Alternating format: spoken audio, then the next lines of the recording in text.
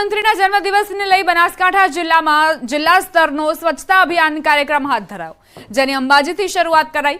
અંબાજીમાં ભાદરવી પૂનમના મેળાનો છઠ્ઠો દિવસ છે, ત્યારે જિલ્લા કલેક્ટર અને અનેક પદાધિકારીઓ ગબ્બર તળેટી પહોંચ્યા। કલેક્ટર મિહિર પટેલે પોતે સફાઈ કામગીરી હાથ ધરી।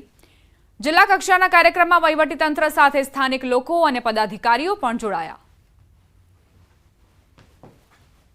હું મારા બનાસકાંઠા જિલ્લાના સૌ નાગરિકોને અપીલ કરું છું કે ગમે ત્યાં બહાર આપણે રસ્તામાં કચરો ના ફેંકીએ, કચરો હંમેશા કચરા પેટીમાં જ નાખીએ। પંચમહાલ જિલ્લાના શહેરાથી 13 કિલોમીટર દૂર નાંદરવા ગામમાં ઝાલા બાપજીનું જૂનું મંદિર આવેલું છે।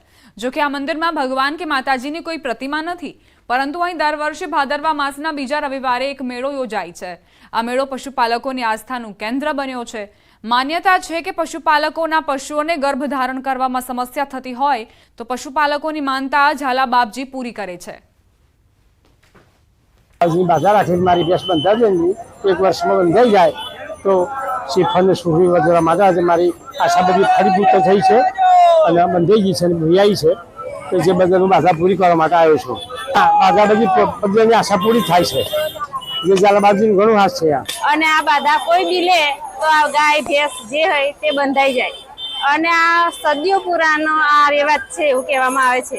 એટલે અમને પૂરી શ્રદ્ધા અને વિશ્વાસથી અમે અહીંયા આવીએ છીએ। અહીંયા કોઈ પ્રકારના પૈસા કે એવું થતું નથી। આપણી ઈચ્છાથી આપણે જે 10-5 રૂપિયા દર્શન તરીકે મૂકવા હોય એ મૂકી શકાય છે। આ સાથે જ બુલેટિનમાં અત્યારે બસ આટલું જ। વધુ અપડેટ્સ માટે આપ જોતા રહો ન્યૂઝ 18 ગુજરાતી।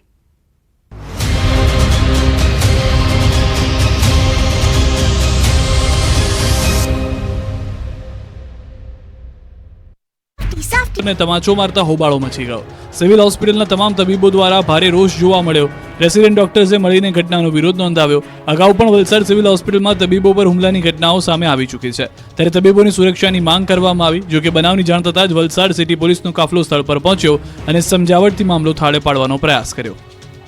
સુરતમાંથી માતા પિતા માટે લાલબત્તી સમાન કિસ્સો જોવા મળ્યો। શહેરના ડિંડોલી વિસ્તારમાં રહેતી 1.5 વર્ષની બાળકી મેગ્નેટિક માળા ગળી જવાની ઘટના બની। બાળકી રમતી વખતે 18 મણકાની મેગ્નેટિક માળા ગળી ગઈ। માળા ગળી જતા બાળકીને 2-3 દિવસ પેટમાં દુખાવો અને ઉલટીઓ થવાની શરૂ થઈ। પરિવાર બાળકીને સારવાર માટે હોસ્પિટલ ખસેડતા ડોક્ટરે એક્સરે કરતા પેટમાં મણકાની માળા દેખાય। માળાને લઈને બાળકના આંતરડાની દિવાલમાં કાણા પડી ગયા, તેથી ડોક્ટરોએ આંતરડાના કાણાની સારવાર કરી બાળકીનો જીવ બચાવ્યો। સ્મિમેર હોસ્પિટલના તબીબોએ 3 કલાકમાં સફળ સર્જરી કરી માળા બહાર કાઢી બાળકીનો જીવ બચાવ્યો। બનાસકાંઠાના બટાટાની ખેતી કરતા ખેડૂતોને લૂંટતી હાઇફન કંપની ખેડૂતો સામે ઝૂકી છે। ઇકબાલગઢ ખાતે આવેલા એક કોલ્ડ સ્ટોરેજ ખાતે ખેડૂતોની બેઠક યોજાઈ હતી। આ બેઠકમાં હાઇફન કંપની ખેડૂતોને યોગ્ય બટાકાના ભાવ ન આપતી હોવાથી અને ખેડૂતો પાસેથી નીચા ભાવે બટાકા ખરીદતી હોવાની સાથે ખેડૂતોનું શોષણ કરતી હોવાને લઈને રોષ જોવા મળ્યો। બનાસકાંઠા જિલ્લામાંથી 700થી વધુ ખેડૂતોએ ઉપસ્થિત રહી કંપની સામે ભારે રોષ ઠાલવ્યો, જેથી ખેડૂતોના રોષના પગલે આખરે કંપનીને ઝૂકવાનો વારો આવ્યો। ખેડૂતોનો રોષ જોઈને આખરે કંપનીએ ખેડૂતોને યોગ્ય ભાવ આપવાની ખાતરી આપી। મહત્વનું છે કે બનાસકાંઠામાંથી ખેડૂતોને બટાકાનું બિયારણ આપતી અને બટાકાની ખરીદી કરતી hyphen food private limited company દ્વારા છેલ્લા ઘણા વર્ષોથી ખેડૂતોને અન્ય કંપની કરતા ઓછા ભાવ આપતી, તેમજ બટાટાના વજન અને પ્રોસેસિંગ પ્રક્રિયામાં ખેડૂતોને ઓછા ભાવ આપીને પરેશાન કરતા।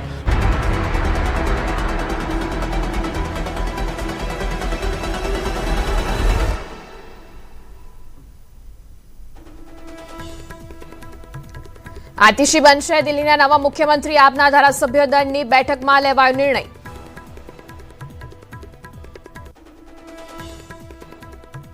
અમદાવાદના બોપલ હિટ એન્ડ રન કેસમાં ખુલાસા, બિલ્ડરના સગીર પુત્રએ અકસ્માત કર્યો, સિક્યુરિટી ગાર્ડને અડફેટે લેતા થયું હતું મોત। રાજકોટ સૌરાષ્ટ્ર યુનિવર્સિટીના મુખ્ય ગેટ પાસેથી મળી દારૂની પોટલીઓ, 20થી વધુ દેશી દારૂની ખાલી કોથળીઓ મળી, ખુલ્લેઆમ દારૂ પીવાતો હોવાનો દાવો।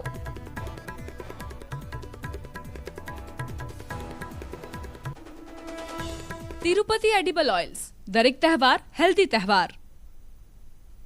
નમસ્કાર, આપ જોઈ રહ્યા છો ન્યૂઝ 18 ગુજરાતી। હું છું આપની સાથે શ્રુતિ શાહ। નજર કરીએ સમાચાર સુપરફાસ્ટ પર। રાજકોટમાં ન્યૂઝ 18 અહેવાલની અસર, પીસીબીની એક ભૂલ, શિક્ષણ જગત થયું બદનામ। ન્યૂઝ 18 સૌ પ્રથમ પ્રસારિત કર્યો હતો અહેવાલ, પોલીસની ભૂલ હોવાનો ન્યૂઝ 18નો હતો અહેવાલ। ન્યૂઝ 18 અહેવાલ બાદ પોલીસે પણ કર્યો સ્વીકાર।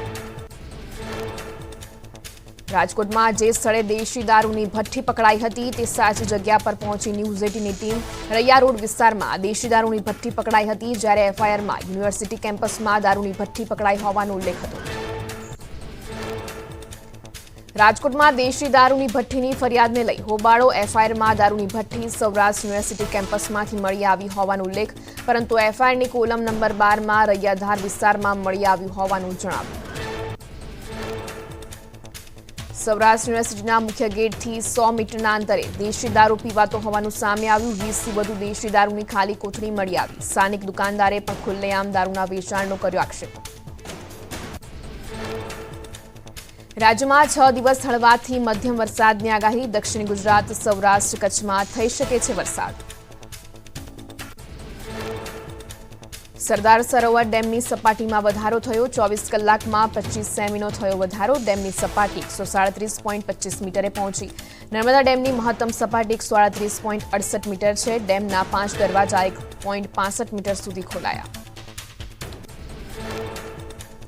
હિમાચલ પ્રદેશમાં આહલાદક વાતાવરણ વચ્ચે પ્રવાસીઓનો ધસારો. 2 મહિનાના વિરામ બાદ ફરી શરૂ કરાઈ river rafting, jeep line, paragliding સહિતની એક્ટિવિટીઓ. વાતાવરણ ખુલ્લું થતાં કુલ્લુમાં પ્રવાસીઓનો મજા માણતા દેખાયા.